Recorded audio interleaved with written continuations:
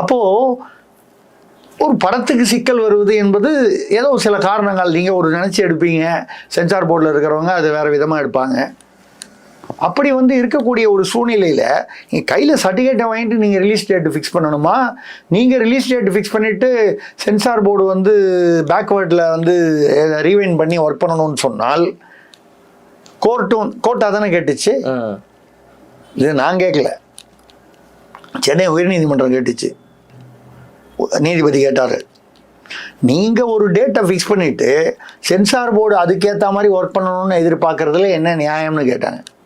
புரியுது சார், புரியுது. இவ்வளவு பட்டும் திருந்திலே குரு அப்படின்ற மாதிரி இவ்வளவு சிக்கல்களை சந்திச்சும், இவ்வளவு படங்கள்ல இவ்வளவு சிக்கல்களை சந்திச்சும் அவர் வந்து இந்த முறையும் வந்து கோட்டை விட்டு இருக்காரு அப்படின்னு தான் வந்து ஒரு குற்றச்சாட்டு. கரூரில் எந்த வந்து காம்ப்ளசன்ஸ் இங்கிலீஷ்ல சொல்லுவாங்க, ஓவர் கான்ஃபிடென்ஸ்ன்னு சொல்லுவாங்க. என்ன பண்ணிட முடியும், எனக்கு மீறி தான், எனக்கு எவ்வளோ கூட்டம் வருது பத்தியா அப்படிங்கிற அந்த ஒரு, அதை கர்வம் என்று சொல்வதா ஓவர் கான்ஃபிடென்ஸ் என்று எப்படி வேணாலும் நீங்கள் எடுத்துங்க.